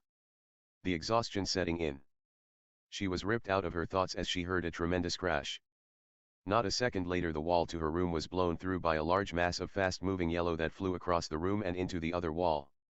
She realized it was Minato, who was tightly holding onto their ear and bleeding from his mouth. "You're a disgrace for a Hokage, Minato." Kusina whipped her head toward the voice and glared at the newcomer. He wore a large straw hat with a bell on the right side. It was tilted over his face, and she couldn't see his eyes. Overlaying the lower part of his face were two metal plates that came together in the middle of his face. He was wearing a dark green jacket with a high collar. His right sleeve went past his hand while the left sleeve was cut high at the shoulder. His neck was clothed in the same metallic-looking material that concealed his face, which covered his collarbone and visible arm except for the fingers. He was wearing a black shirt that was wrapped in bandages around his waist and a tan pair of pants with tight-fitting black boots. "I should have known you would be here," Minato gasped out as he rose to his feet, still tightly gripping his son. "Cheriko." Kusina's eyes widened in realization. "Glad to see you remember me." "Search brother," Cheriko said with hatred in his voice. "You still blame me for Kaya-san's death, don't you?" Minato said, not really asking a question. Cheriko's head shot up, his eyes burning with hatred. They spun and swiftly evolved into the Mangekyo Sharingan. "I'm going to kill you, Minato nii. And kill everything you care about." Cheriko roared as he shot toward his search brother, who'd activated his own Mangekyo Sharingan. In a massive burst of chakra, Minato's eyes had taken the form of 4 stars attached by a black ring around his pupil. Minato quickly realized he was at a disadvantage. So milliseconds before Cheriko reached him he flashed to the marker on Kusina. Just as he was about to hand her their son he felt a blade against his neck. There was a standstill for a moment, Minato trying to figure out what to do. What the blonde Hokage was not expecting was to be suddenly punched in the face by his wife, dropping their son in her lap and sent flying across the room once again. "Oh, is this your brat, Minato?" Cheriko asked rhetorically as he grabbed up the silent child. Minato's head shot up, ignoring the pain and ringing as Cheriko held his child roughly. He noticed that Kusina had a faraway look in her eyes and didn't seem to be processing anything around her. Damn it, he put her under a Sharingan genjutsu. That's why she punched me. I need to get Nakata out of here, Minato thought desperately. But before he could do anything, his search brother gained an evil look on his face. In a very swift movement, Cheriko resummoned his katana and sliced off Nakata's arm, who loosed a horrible heart-wrenching scream as he was roughly dropped back on the bed, blood spewing out of his shoulder and onto the bed and Kusina's legs. "How does it feel, nii-san?" Cheriko yelled. The look of both hatred for his search brother and sweet revenge was in his eyes. Minato flashed to Kusina again, grabbed Nakata and flashed away again. Minato's hideout. Minato appeared elsewhere in another bright flash of yellow light. He was greatly distressed, but made sure to keep a clear head. He had to for his family. Acting fast, he ripped off the sleeve of his Hokage robe and quickly tied it around what remained of Nakata's arm, in an attempt to lessen the bleeding. "I have to stop my search brother, but I need to take care of Nakata first. Even if he kills Kusina, it's what she would want me to do," Minato thought grimly as he ran toward the supplies in his hideout. Nakata's screams tortured him. The sight of seeing his son in such pain was horrendous and he was continually fighting to keep his emotions under search control. Minato grabbed medical supplies from a nearby cabinet, quickly opened a bandage and wrapped it around Nakata's arm. He then forced a blood pill down Nakata's throat to help with the blood loss. Using what basic healing jutsu he knew, he tried to lessen the bleeding. With Kusina, Cheriko turned to Kusina, releasing her from his genjutsu. He wanted to see the pain and suffering in her eyes, to savor it. She gasped as reality set back in, realizing she had been put under by the man in front of her. She attempted to form a chain. It flew toward the man, but he merely sidestepped it. "Nice try," he said smugly. Grabbing her face, he stared into her violet anger-filled eyes. The next moment they were both inside her mindscape. "Quite impressive that you were suppressing the Kyuubi and giving birth at the same time," Cheriko said with respect as he watched the mental avatar of Kusina on the ground sweating as hundreds of chains from her back kept the Kyuubi pinned to the large platform he was on. But I have need of the fox, he said. Locking eyes with the giant fox who was growling at him. He put it under a genjutsu. The Kyuubi's eyes changed to a different shade of red and gained 3 tomo. No. You can't do this. Why would you do this to your brother? Kusina yelled as she panted. Trying to hold down the Biju. Who was trying harder to escape than before. My mother was all that mattered to me. Minato didn't do his duty and defend her. He deserves to suffer, Cheriko said emotionlessly. The next moment they were both back in the room. Cheriko had his hand on Kusina's stomach. His hand glowing with chakra as he slowly started pulling out the demon fox. Ah! Kusina screamed as she slammed down into the bed. Unable to control herself. She felt like every cell in her body was dying. Cheriko smirked. In one great effort. He fully pulled the Biju out and threw the mass of chakra across the room. As soon as the red bubbling chakra left his hand, it started expanding rapidly, blowing through the walls of the house and sending the roof flying. A couple seconds later the Kyuubi stood in what remained of the left side of the house. It merely stood there waiting for orders from Cheriko. Cheriko smirked as he walked out of the rubble. The ribcage of a blackish blue Susanoo forming around him. Let's burn down everything Minato holds dear, shall we? Cheriko said to himself as he leapt atop the remains of Minato's home. With a silent order, the Kyuubi let loose a massive roar and shot through the forest, bowling over trees as it went toward the village. I will have my revenge. Cheriko yelled. His Susanoo forming into the full skeleton. A moment later he raised the fist of the Susanoo and punched the roof of the building below him, collapsing it all and destroying what remained of his search brother's home before launching off after the Kyuubi. With Minato. Minato appeared above the collapsed house rubble in a bright yellow flash. Quickly taking in his surroundings, he realized that his house had been crushed. He had teleported to his wife's seal. So that meant she was under him. Kusina.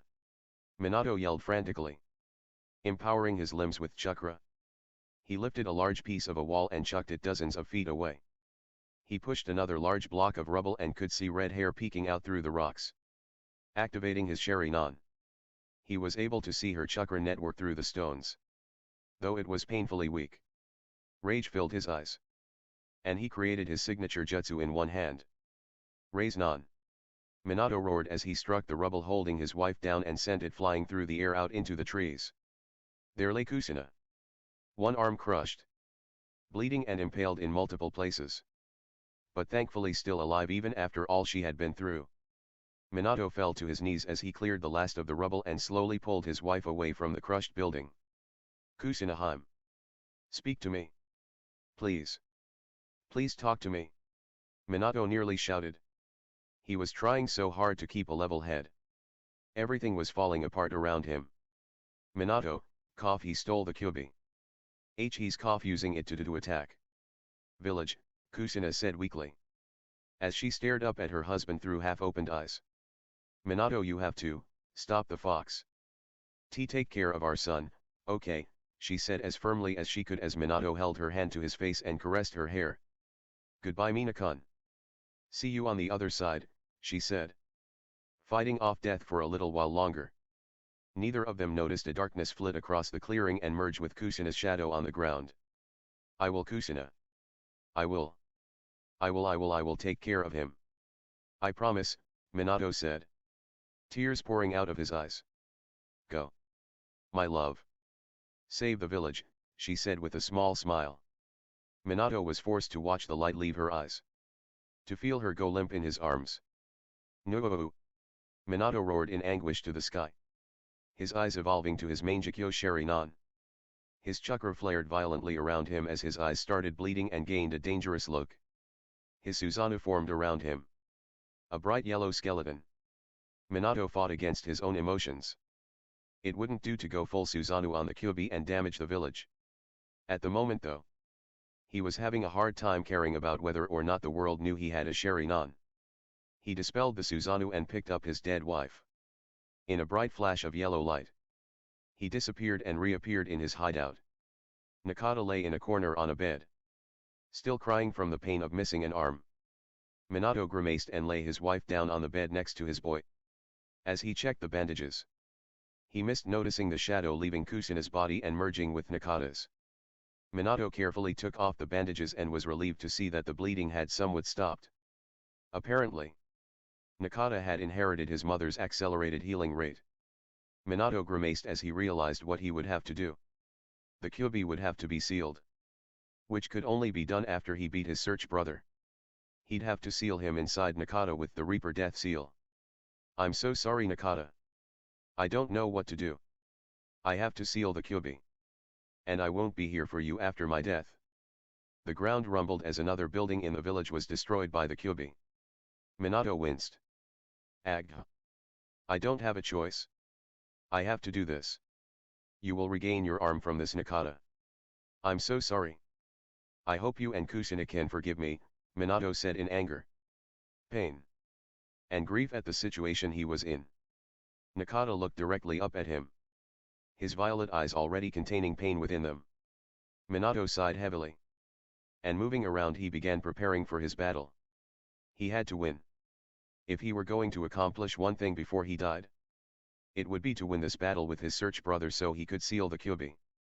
I don't have time to prepare things for Nakata. Every moment I wait, more people die.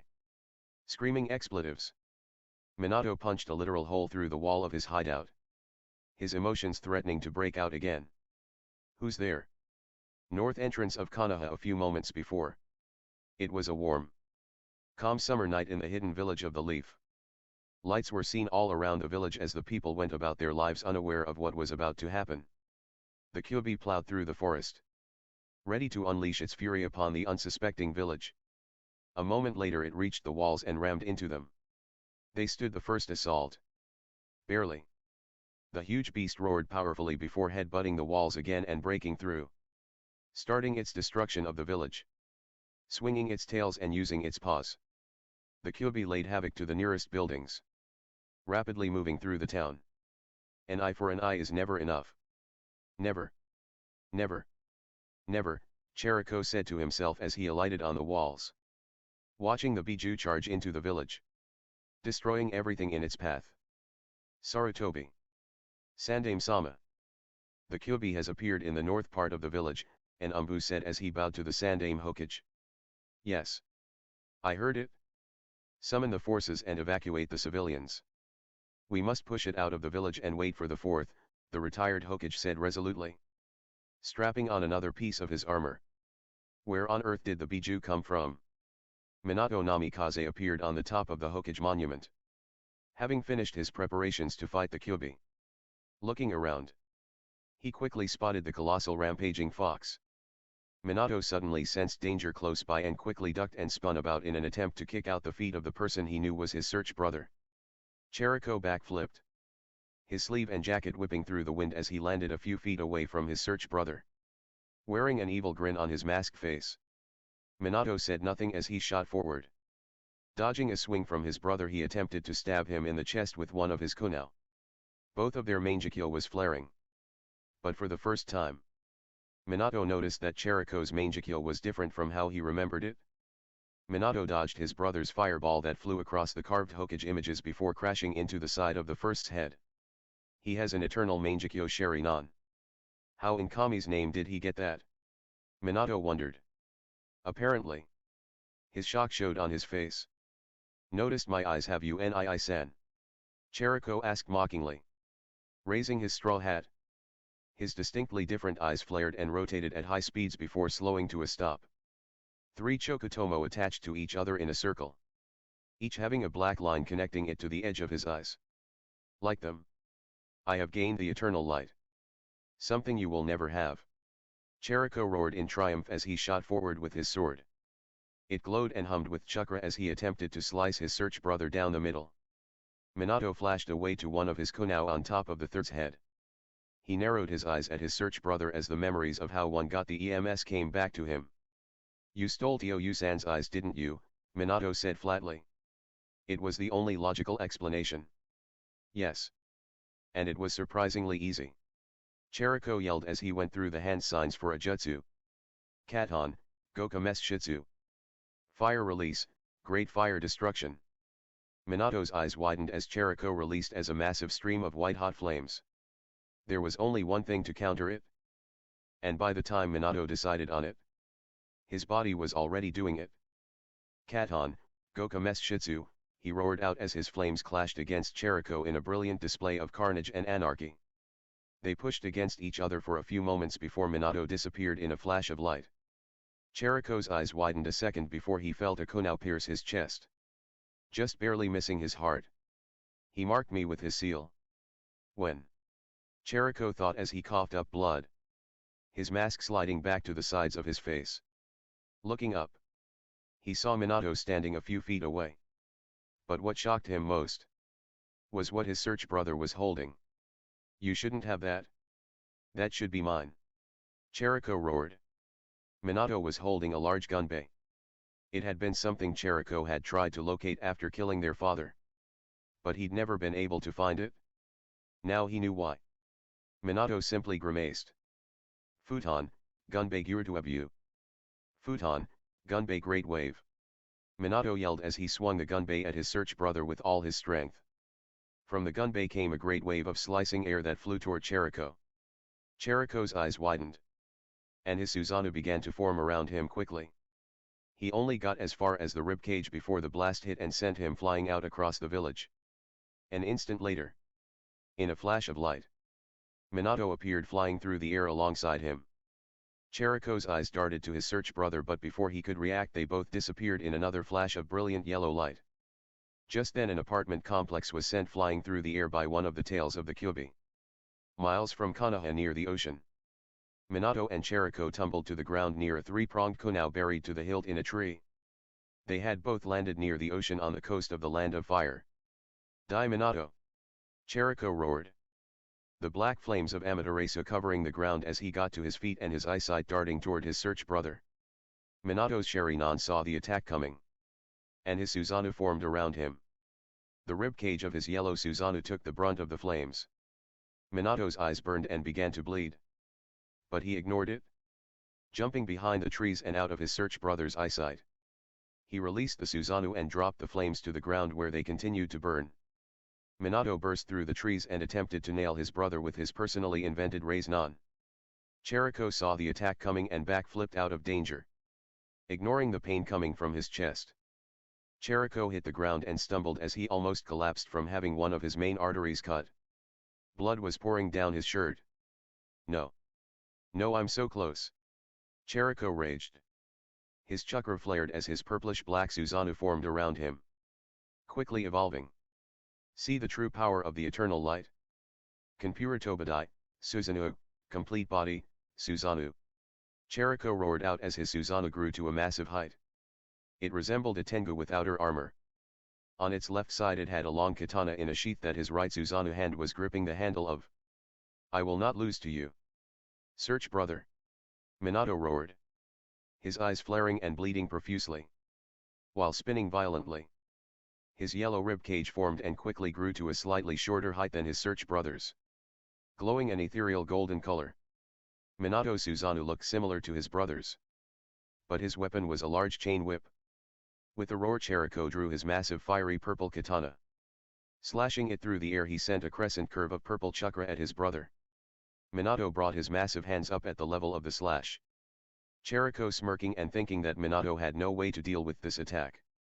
Minato proved him wrong when two massive Rasengan formed in his hands, slamming into the chakra slash.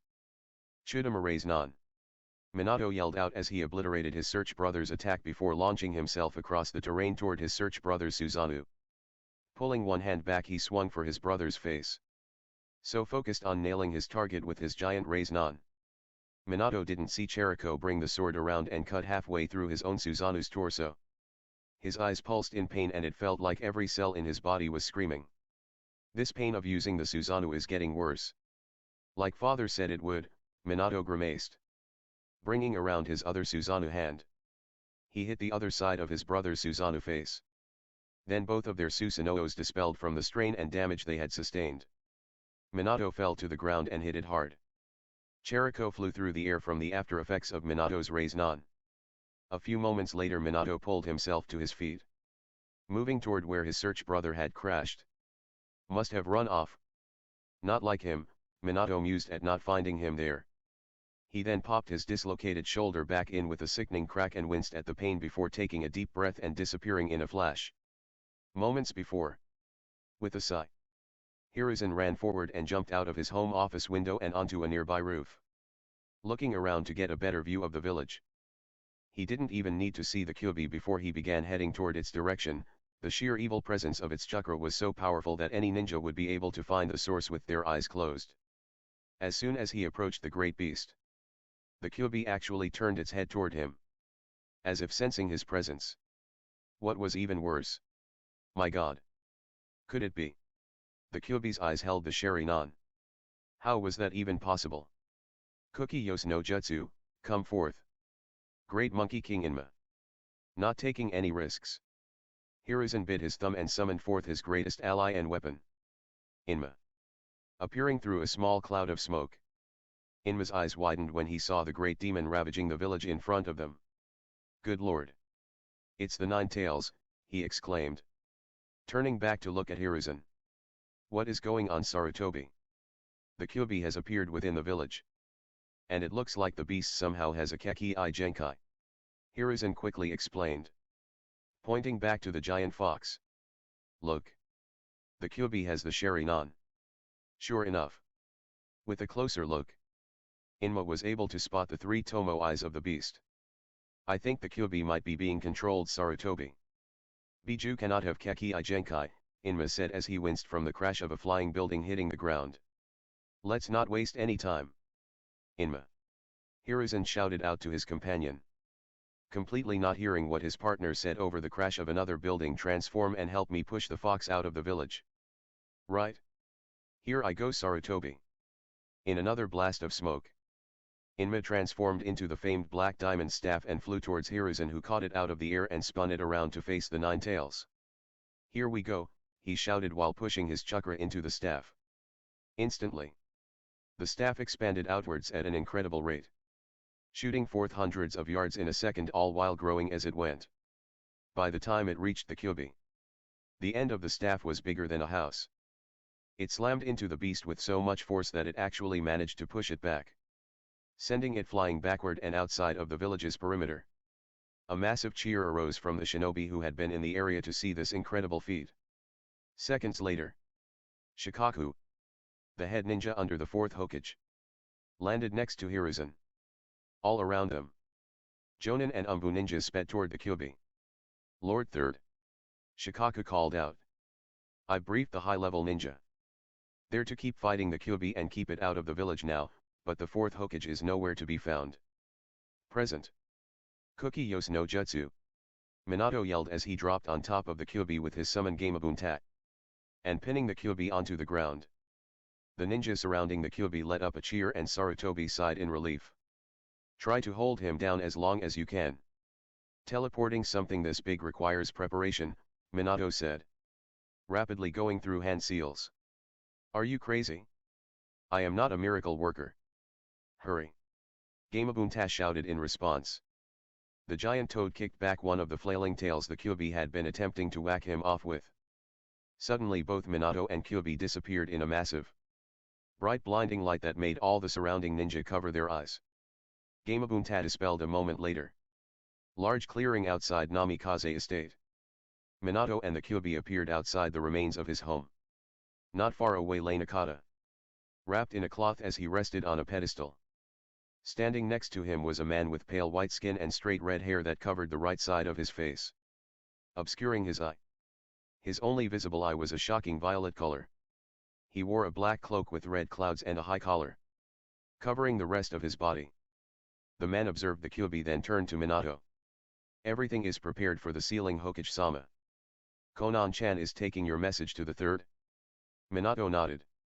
Thank you, Nagato. I don't think I would be able to do this otherwise. Minato suddenly collapsed on the ground in pain, his eyes bleeding. As a result, he lost search control of the Kyuubi, who shook its massive head as the Sharingan in its eyes faded. The Kyuubi looked around in confusion before resting its slitted eyes on Minato. Anger filled its eyes before the Kyuubi's claw streaked toward the blonde-haired man. Minato smirked. Going to die anyway. Who cares how blind I am? With that thought his Susanoo formed in a burst of yellow light. And grabbing the giant fox's paw, he threw the Kyuubi off balance, causing it to crash to the ground. Minato attempted to grab the fox's face to take back search control of him with his Sharingan. But instead, his Susanoo faded away. Exhaustion setting in. The Kyuubi noticed his moment of weakness and swung a tail around, intending to flatten the blonde man. His tail suddenly stopped in mid-air, as purple chakra chains suddenly grabbed it. The next moment even more chains burst out of the ground and wrapped themselves around the Kyuubi, binding him to the terrain with ease. The fox beast growled and tried to stand but was unable. "Thank you, Nagato." Again, Minato said, attempting to stand. Unable to do so, he found himself caught by a man with orange hair. The man smiled at him kindly. "Come Hokage-sama. Let's finish this." Minato nodded and with the orange-haired man's help, limped over to the pedestal. "Start the sealing. And I will direct the creation of the seal. We will also deliver the key to your sensei afterward," Nagato said, sitting down cross-legged by the seal. Fuinjutsu, Shiki Fujin. Sealing Jutsu, Reaper Death Seal. Minato strained out. Having finished the seals and dropping down next to the pedestal, the spectral image of the Shinigami appeared behind him, and he directed the arm of the death god to pull the restrained, but struggling Kyuubi into Nakata. Pain coursed through his body, and he almost fell over, but was supported by the orange-haired man. Nagato's hands glowed blue as he held them over Nakata, his one visible eye staring at the slowly forming seal on Nakata's stomach. As Minato strained against the pain, he suddenly felt a warmth from his back. Looking behind him, he saw the man who had introduced himself as Yahiko holding a glowing green palm to his back. Nodding in thanks, Minato returned to his task of pulling the Kyuubi into his son. Flashback. "Who's there?" Minato yelled, turning around with the Raise-Non formed in his hands. He glared at the three shadowy figures in the darkness of his hideout. "We mean you no harm." "Yondaime," one said, sounding distinctly feminine. The middle one stepped out of the darkness, his features becoming visible. He had red hair and one visible purple eye, the other covered by his hair. The other two stepped out, and Minato noticed they all wore the same cloak, black with red clouds and high collars. "Who are you and what do you want?" Minato moved slowly between them and his wife's body and son. "My name is Nagato. I am one of the students of your father." Minato's eyes widened majorly, staring at Nagato in shock. "After your father took you to Konoha, he traveled the nations. He eventually ran into my friends and me when we were but weak war-suffering orphans from the war in the Land of Rain." At this, the man with spiky orange hair spoke up. "Your father found us, trained us, and took care of us. He helped us to bring peace to our land. And with your father's help, we were able to defeat the tyrant that was Amegakuru's ruler, Hanzo of the Salamanders." The purple-haired woman with a paper flower in her hair spoke up next. "But your father was getting older, and no longer in his prime. The battle with Hanzo, even with our help, took much out of him. That is when your search brother struck. He attacked your father out of the dark and stole his eyes before killing him. We were entirely unable to stop him." She trailed off, the sadness and regret clear in her voice. All three of their faces showed their pain at losing their sensei. "But Madara told us about you, and how you had become strong in Konoha.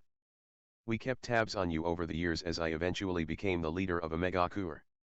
In fact, we were on our way here to introduce ourselves to you when we sensed the Kyuubi. Your father gave us a way to track you, and thus we found your hideout here," Nagato explained, his one visible eye looking past Minato at his bandaged son. "We wish to help you seal the Biju. I am extremely proficient in the sealing arts and can be of help. Konan here is very talented in a range of paper-style jutsu. And Yahiko is talented mostly in water-style jutsu," Nagato said, returning his gaze to the visibly relaxed Minato. "You're an Uzumaki aren't you, Nagato?" Minato asked. surprising the red-headed man. He nodded. But I didn't know about my heritage until recently. Minato smiled. Which means you are related to my son. My wife. Minato suddenly trailed off. But Konan understood and changed the subject. Hokage-sama. Do you have a way to seal the Biju? Presumably into your son. Minato nodded in response. I plan to use the Reaper Death Seal. Nagato nodded in understanding. If you wish. We can deliver a message to the third so that he understands what happened. Yes. I believe that would be best, Minato said. Quickly pulling out paper and writing a letter to the third who most likely would take back up the hat after his death. Go to my mansion with Nakata and prepare for the sealing. After I defeat my brother I will teleport the Kyuubi there, thank you for your help. Minato still had some misgivings about the trio. But he felt that he could trust them. Understood. Konan will deliver the letter, Nagato said. Taking Nakata from Minato. They quickly made their exit. Heading toward the Hokage's mansion. Here we go. Forgive me Kusunohime, Minato sighed before disappearing in a bright flash of light. End flashback. Minato. What do you want us to do with Nakata? Nagato started. Pulling Minato out of his thoughts and back to the task at hand. I hope that the village will see him as a hero. I explained it to Sarutobi in my letter. All I ask is that you take him to Sarutobi. He will know what to do and take care of Nakata. Minato groaned in pain and Yahiko poured more chakra into Minato. Understood. We will come and check on Naruto after a few years. I will look after my Oiko-san after all. Nagato chuckled. Watching as Nakata's arm began to regenerate from the Kyuubi's chakra. It was the first thing he had directed it to do upon entering the boy's system. Nagato was glad that they had put the small child to sleep so that he could not feel the pain of having the strongest Biju forced into his body. Thank you. I have to go now, Minato said. Calm settling over him as he felt the Shinigami reach for him from behind him. You did the best you could, Hokage-sama. Perhaps we will see each other again in the next world, Yahiko said from behind him. Stepping away as Minato's soul was removed from his body. Nagato and Yahiko saw his soul smiling before disappearing entirely. It is done. Let us go, Nagato said. Standing and picking up the red-headed whiskered boy. Yahiko nodded. And a moment later 4 chains shot out of Nagato's back. Slamming into the surrounding ground. They lifted him up. And he began moving through the trees. The chains acting as legs while he floated in the middle of them. Carrying Nakata Uzumaki. Yahiko warped water chakra around him. And moving it under him he stood on the surface of the water. Making the water in a wave through the trees. He forced the water to follow after his childhood friend toward the Hokage Tower. With Sarutobi.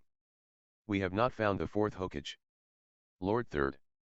Our best guess is that he was killed when he killed the Kyuubi, a Jonin stated as he stood next to the retired Hokage. Biju cannot be killed. He must have sealed it somehow. Until we find Minato and this is all worked out. I will return to the mantle of Hokage. Understood. Sarutobi said firmly. His face serious as he stared out across the destruction of the village. Not all of it was destroyed. But there was a giant trampled pathway from the north gate toward the center. Hi. Hokage-sama, all the ninja responded and saluted the professor. Sarutobi nodded. Continue searching for the 4th. Also begin rebuilding and relocation. Look for survivors in the pathway of the Kyuubi, he ordered. Then disappeared in a shunshin. The shinobi all nodded and vanished toward their respective groups to transmit and follow the third's orders. The third appeared in the Hokage office in a swirl of leaves. He didn't think he would ever be taking back up the hat. But for now. It was what was needed. Sarutobi grimaced as he thought about how many shinobi died today protecting their village against the Biju. Sarutobi made a mental note to check at Minato's house. Wait. Where is Kusina? Sarutobi's mind clicked into place. The direction of destruction. Kusina being the container. Pregnant. Oh no, no no no. Sarutobi left the village faster than he had ever before in his life. Almost flying toward Minato's mansion. Following the massive path of destruction made by the Kyuubi. She wasn't supposed to deliver for another month. Sarutobi nearly freaked. It all made sense now. Only a couple of moments later did he arrive at the decimated house that used to be Minato's mansion. Landing on top of the rubble, he searched around frantically. And a moment later he found the clearing. He saw a small pedestal with still burning candles on it. Confusion was written all over his face as he tried to understand what happened. Lord Third. My name is Conan. I'm a friend of Minato's. Sarutobi turned quickly toward the voice. Seeing a lady appearing in mid-air. Paper coming together to form her body before she alighted on the ground. Her orange eyes stared at him as he took in her features. Purple hair with a paper flower and wrapped in a black cloak with red clouds. Much has happened. All will be explained. Kusina Uzumaki and Minato Namikaze's bodies have been delivered to the Hokage Tower. Sarutobi sighed deeply. They are both dead then. Conan picked up on his thoughts. Minato wrote you a letter before his death. Which is also at the Hokage Tower. We arrived there just after you left, Conan explained. Sarutobi nodded and disappeared in a leaf shunshin toward his tower. Conan faded into paper and fluttered away. A few moments later Sarutobi appeared within his office. The room different from how he had left it. On the two couches laid the bodies of Kusina and Minato. Kusina looked in terrible shape. And Sarutobi could easily tell that both were no more. Sarutobi was suddenly turned toward his desk at the sound of a baby crying. Sitting on his desk was a small basket and within was a red-headed infant. 3 whisker marks on each side of his face. Picking up the child he noticed a scroll with the Namikaze crest sitting by the basket. Sarutobi carefully held the boy and opened the scroll. Hello Sarutobi. I regret to inform you that by the time you read this I will be dead. As you knew, Kusina was pregnant with our son. But things went wrong. I have never told you or anyone else this. But I have a brother. And I do know who my father is. I lived with him and my mother for 6 years before coming to Konoha. After Kusina gave birth to our son, my brother attacked. Wanting revenge for our mother. My brother Cheriko believes that I let our mother die in an attack from Iwa Shinobi years ago. Which I didn't. Regardless, Cheriko blames me for her death and has hated me ever since. My brother cut off Nakata's arm. And as I was trying to stop the bleeding, he pulled the kyubi out of Kusina. Now I know this isn't usually possible. You see, our father was Madara Uchiha. And both my brother Cheriko and I possess the Sharingan. At this Sarutobi nearly dropped the scroll and baby Nakata in shock. Getting control of himself he set the baby boy back into the basket and continued reading.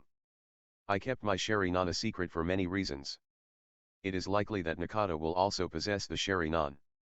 Sarutobi. I want you to take care of my son. I want the villagers to see him as the hero he is for containing the kyubi. When Nakata becomes Chunin, I want his heritage explained to him and his inheritance given to him. While the mansion was destroyed, the basement still remains. I would also request that you rebuild the estate for Nakata to use one day. I am genuinely sorry for hiding things from you Sarutobi-senpai. I hope that you can forgive me. All I ask is that you care for Nakata. And make sure he has a good life. He must be known as Nakata Uzumaki until he is strong enough to defend himself. If his heritage is not kept a secret, then my brother will come back for him. Last thing. 3 students of my father are helping me with sealing the kyubi. 1. The one named Nagato is the new leader of Omegakure. And he is an Uzumaki. He will be returning to the village in a few years to check in and introduce himself to Nakata. That is all. Minato Namikaze Uchiha. Sarutobi did drop the scroll at this point. Shock clearly on his face as he processed everything that he had read. Turning back to the boy he smiled. I promise Minato. Kusina, that I will look after your son. End chapter.